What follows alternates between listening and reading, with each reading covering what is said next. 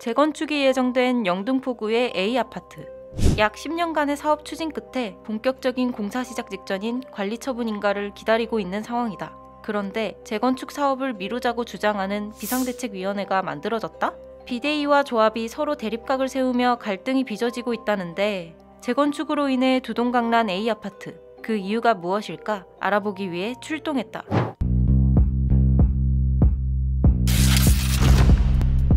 집슐랭 흥신소 18번째 공간. 장소 서울시 영등포구 당산동. 특이점 재건축을 앞두고 두 그룹으로 나뉜 아파트? 출발합니다. 서울시 영등포구 당산동에 위치한 A아파트. 1983년도에 준공된 38년차 아파트로 총 5개 동에 360세대로 이루어진 단지다. 최근 이 단지가 재건축을 빨리 추진하자는 조합과 재건축을 미루자는 비대위, 이렇게 두 그룹으로 나눠졌다는데, 심지어 비대위 측은 국민청원 게시판에 글까지 올리며 답답함을 호소했다고. 오랜 시간 같은 단지에서 이웃으로 지내온 두 집단의 의견이 이렇게까지 갈린 이유가 무엇일까? 재건축 사업은 약 10여 년 전으로 거슬러 올라간다. 지난 2009년 9월 추진위원회 구성이 승인되면서 처음으로 재건축 논의가 시작됐다. 오랜 추진위 기간이 끝나고 2015년 7월 30일 정비구역 지정이 고시됐고, 마침내 2017년 조합 설립 인가를 거쳐 2019년 사업 시행 인가까지 완료됐다. 의견 충돌로 인한 갈등은 바로 그 무렵 발생했다. 새롭게 만들어진 평형이나 절차상의 문제 등 갈등에 많은 원인이 있었지만 가장 큰 것은 바로 2018년 시행된 재건축 초과이익 환수제로 인해 억소리 나는 부담금이 생겨난 것. 조합원들을 갈라서게 만든 재건축 초과이익 환수제, 일명 재초환은 재건축으로 조합원이 얻은 이익이 평균 3천만 원 이상인 경우 정부가 이익 금액의 10에서 50%를 부담금으로 걷는 제도이다. 최근 주택가격이 가파르게 상승하면서 수억 원의 부담금 폭탄을 맞은 A아파트 조합원들은 당황스럽다고 하는데, 우리는 지금 재초환이 평균 2억 4천이야 가구당. 근데 지금 여기 아다시피 완전 서민 아파트야. 그런데 분담금 외에 세금을 3억을 내야 돼. 그럼 어떻게 아파트를 지어요? 그리고 지금 융자도 안 되고 차라리 우리는 그냥 비단지고 살자야. 세금은 다 현금이잖아요. 지금 2억 얼마를 현금을 갖고 있는 사람이 누가 있냐고. 그런다고 정부에서 주택담보대출은 해주지도 않아요, 이제는.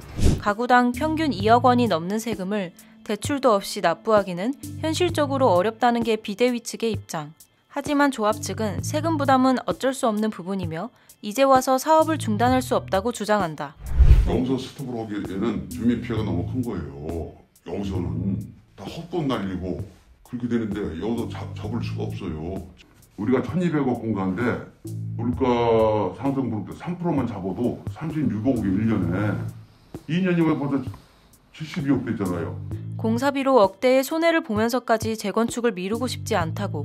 게다가 재건축 조합연대의 부대표를 맡고 있는 조합장은 재초환 제도 개선에 누구보다 힘쓰고 있다고 주장했다.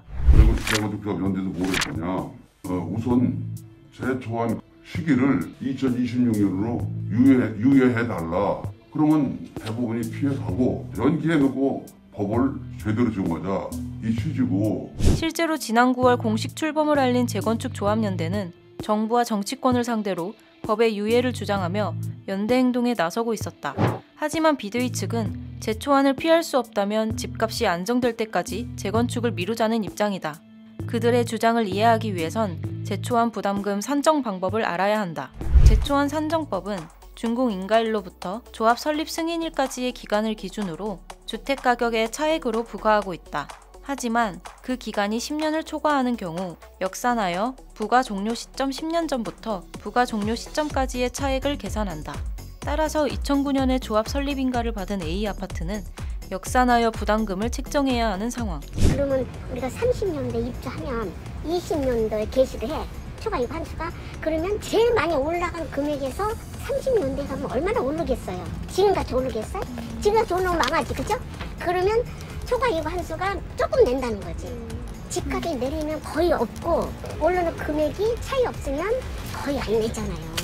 그걸 바라는 건데, 즉 현재 2025년인 입주 시기를 2030년으로 미루자는 주장인데, 현재 준공 예정 날짜는 2025년 3월이므로 2015년부터 2025년까지의 차액을 계산해 부담금을 책정한다. 그런데 2030년으로 준공 시점을 미루면 2020년에서 2030년까지의 차액이 지금보다 감소할 테니 환수금도 줄어든다는 것이 비대위의 주장. 하지만 앞으로 부동산 가격이 상승할지 하락할지는 아무도 알 수 없다. 이렇듯 첨예한 입장 차이가 이어지면서 서로를 향한 날선 비방과 감정 싸움까지 발생하고 있는 상황. 조합 간 갈등에 해당 지자체인 영등포구청의 입장은 어떨까? 들어봤다. 그거를 결국엔 조합의 총리의 의결을 통해 가지고 방향이 결정되는 거를 관에서 뭐 어떻게 해라 이렇게 해라라고 말씀드릴 수 있는 사항은 사실 아니라서 저희 쪽에서 딱히 관여하고 있는 사항은 없습니다. 갈등에 대해 가지고 뭐 잠재울 수 있는 방법이 딱히 없기 때문에 뭐 기다리고 있다 이렇게 생각하시면 될 것 같아요, 사실은. 2006년에 도입된 제초안은 2013년에서 2017년까지 유예됐다가 2018년부터 다시 시행됐는데 취재 결과 제초안의 부활로 골머리를 앓고 있는 곳은 A아파트뿐만이 아닌 것으로 밝혀졌다.